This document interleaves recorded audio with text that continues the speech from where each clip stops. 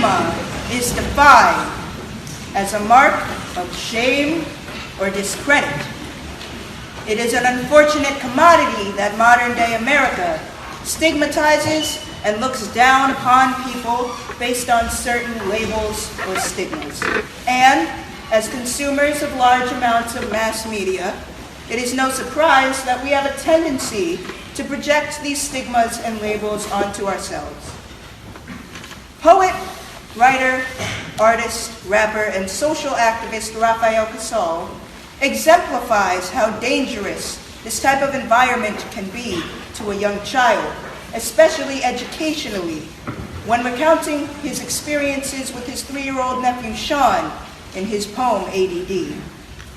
Ever the wordsmith, Casal tells us to appreciate the ingenuity and novelty that can come from a wandering mind, and teaches us to never look down on ourselves despite the reactions or labels that may be placed upon us. Ladies, gentlemen, and others, my name is Eden Moore of Class 3, and this is ADD by Rafael Santiago Casal. I'm watching 6 kids stand in front of a play structure that just abruptly stopped shooting out the water they were playing with. My nephew Sean, years and feet behind his newfound friends at Cedar Rose Park, stands among the cluster of kids trying to summon the water back. And me and the other adults watch and chuckle as the kids try variations of Open Sesame at a non-responsive spout. I'm afraid one day they're going to tell Sean he has attention deficit, a disorder that 1 in 4 men are infected with, a Band-Aid on a mystery they wish to decomplicate, then medicate, to accommodate the commonness of why he can't concentrate. They'll say, in class, he seems lost. I'll say his mind has free sight. But nowadays, we raise kids to be far more machine-like, because big industries need employees who are machines, right? Who don't make history, just live off of some efficiency hype. March in submission, that's the mission. Keep the scenes tight. Teach kids the repetition so they grow up industry types. Now here's my nephew. Homework in one hand, and a serious addiction to the 90s Tyco equivalent of Legos in the other. In this corner, an unbelievably blank, white, unanswered sheet of questions he could not be less engaged in.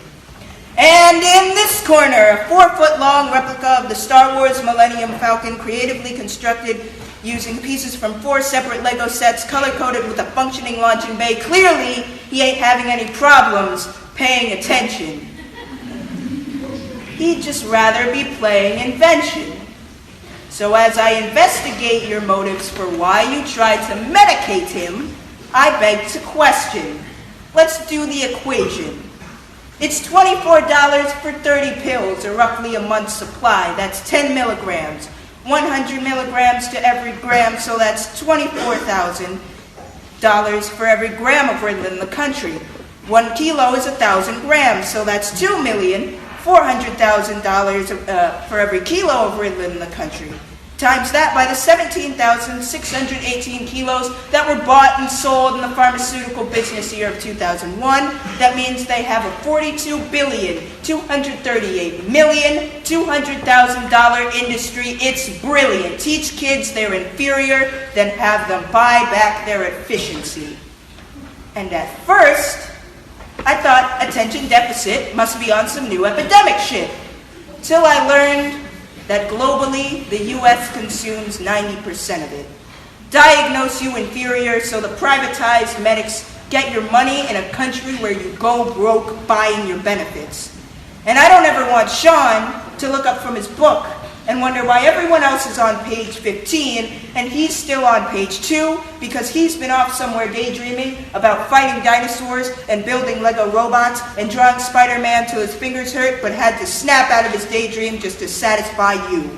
Don't tell Sean he learns wrong. If minds didn't wander, there'd be no Gandhi for your spiritual revolution, no black power fist shaking at a crumbling divide, no Vietnam soldier on his way home. Hip-hop came from kids who couldn't seem to pay attention. There'd be no jazz, no tap. We'd still think the world was flat if it weren't for paying attention. And as I watch, my now 3-year-old nephew's mind begin to wander, while the other kids continue to bark secret code words at a non-responsive tap in hopes to bring the water back to life. Sean, much shorter and younger than the rest, scans the playground, walks across the sand and presses a silver, shiny, dollar-sized button on a red post, which reignites the spout and shoots water back into the hands of eager youngsters. He walks back to the group. Right then he could have been Rosal, Monet, Marx, Malcolm, Neruda, the one to step out of the box and do something powerful. They are afraid of you, Sean, because you beg to question, because boys like you grow into men worth a mention. Build a world with your blocks. Draw in any direction. And if they ever tell you that you can't focus, good. Pay them no attention.